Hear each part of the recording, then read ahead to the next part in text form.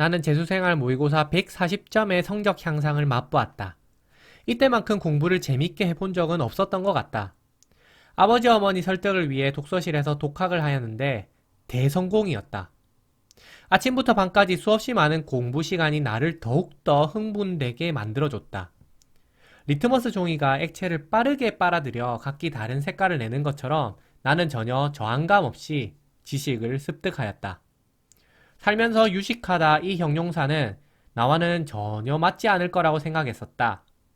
하지만 어떤 과학적 현상을 머리로 이해하기 시작했을 때 나는 비로소 이 형용사가 나에게도 맞을 수도 있겠다라고 생각했다. 비록 이것이 현실과 동떨어진 생각이더라도 이런 생각은 나를 더욱더 공부를 하게 해주는 마약 같은 존재가 되었다. 나는 그렇게 책 속에 파묻혀 시간 가는 줄 모르고 문제를 풀며 재수 생활을 보냈다. 이때 즐거우면서 재미있었던 기억들을 되새기며 나는 그때로 돌아가 보려 한다. 나는 06학년도 수능을 치고 부경대학교 전자공학과를 입학하게 되었다. 첫 대학생활은 꽤 재미있었다. 같은 학과에 아는 친구들도 많았고 여러 친구들과 학교 앞에서 술도 마시며 대학생활을 나름 재미있게 꾸려나갔다. 별다른 문제의식이 없었으면 그냥 그렇게 부경대학교를 졸업했을 수도 있었다.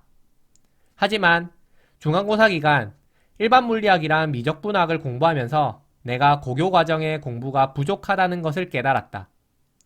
뭔가 문제를 푸는데 잘 이해가 안 가고 억지로 문제를 풀어가는 느낌이 계속 들었다. 아직 대학생이라고 하기가 스스로 부끄러웠다. 4월이 되자 다시 한번 수능에 도전하고 싶은 생각이 내 머릿속을 떠나지 않았다. 나는 결심을 해야 했다. 그 길로 집으로 가자마자 아버지 어머니께 동의를 구했다. 처음엔 조금 불안해 하셨지만 내가 공부를 꼭 다시 한번 하고 싶다고 말씀을 드리고 금전적인 문제는 독서실 등록비와 책값만 지원해달라고 하니 결국엔 허락해 주셨다.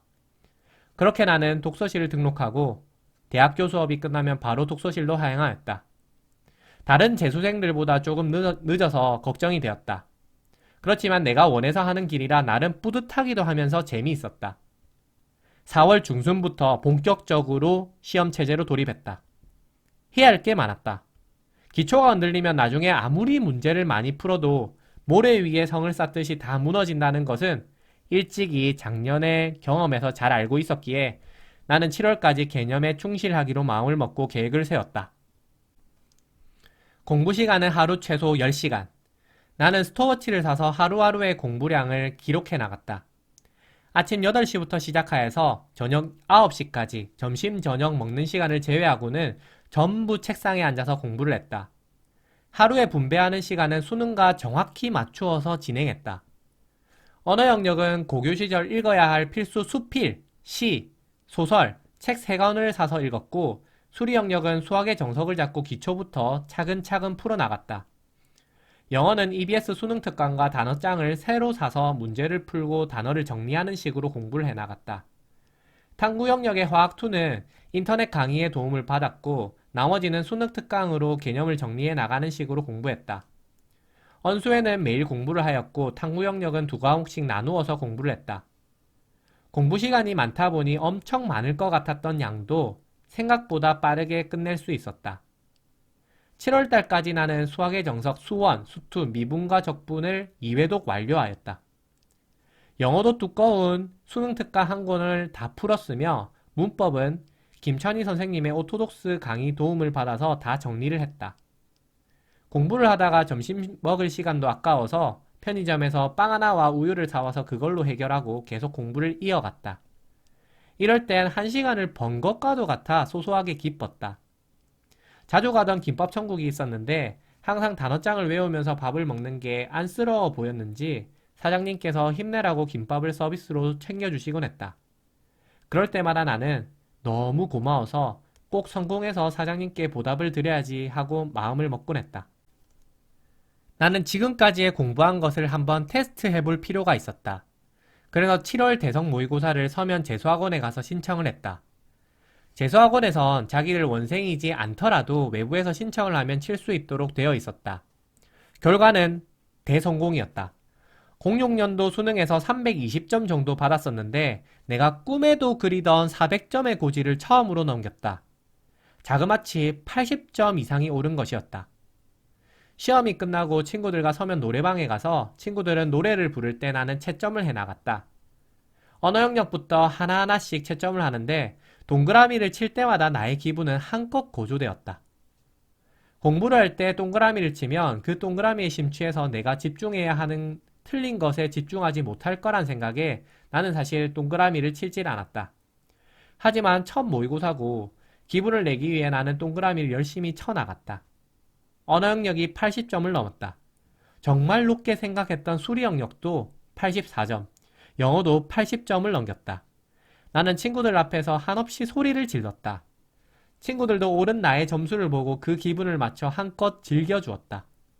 80점이란 점수는 나에게 불가능이라고 생각되던 점수였다. 수리 영역만 해도 그 많은 어려운 문제들 중에 4점짜리를 5개밖에 안 틀려야 한다는 사실이 나에겐 받아들여지지 않았다. 나는 이 점수를 받는 친구들을 신처럼 보았고 내가 이 점수를 받으리라고는 상상도 못했었다. 이 점수는 고등학교 3학년 모든 모의고사에서 70점도 못 넘겼던 내가 처음으로 받은 얼떨떨한 상이었다. 우린 말달리자, 낭만고양이 등등을 부르며 각자가 받아왔던 사회에서의 스트레스를 서로 각기 다른 생각으로 풀었다. 서로 다른 생각과 고충이 있었지만 우린 그것들을 전혀 이야기하지 않은 채 노래 속의 모든 걸 품으며 방방 뛰었다. 그 후 나는 내가 해왔던 것들에 대한 확신이 생겼다. 이 작은 성공은 여름날의 매미가 맴맴 거리며 자기들만의 세상을 만들 때 그 세상에 한 발자국 내딛지 않게 도와주었다. 그 기세를 몰아 나는 기본서를 끝내고 문제풀이에 돌입하면서 푸는 문제집 수를 급격하게 늘려나갔다. 특히 수리 영역은 이후 1등급 수학이란 책을 다 풀고 오답 정리를 끝내고 나니 90점대가 공고히 되면서 성적은 수직 상승하였다. 비록 9월 평가원이랑 10월 교육청 시험을 칠 수 있는 장소가 마땅히 없어서 독서실에 시간을 맞춰서 친 비공식 기록이지만 각각 430점대, 460점대를 기록하며 수능 성공에 대한 꿈을 현실로 만들어갔다. 나는 자신 있었다. 갖가지 풀었던 모의고사의 성적이 그 사실을 증명해 주었다. 그리고 그땐 몰랐다. 사회는 노력하는 사람에게 핑크빛 성공만이 보장되는 게 아니었음을.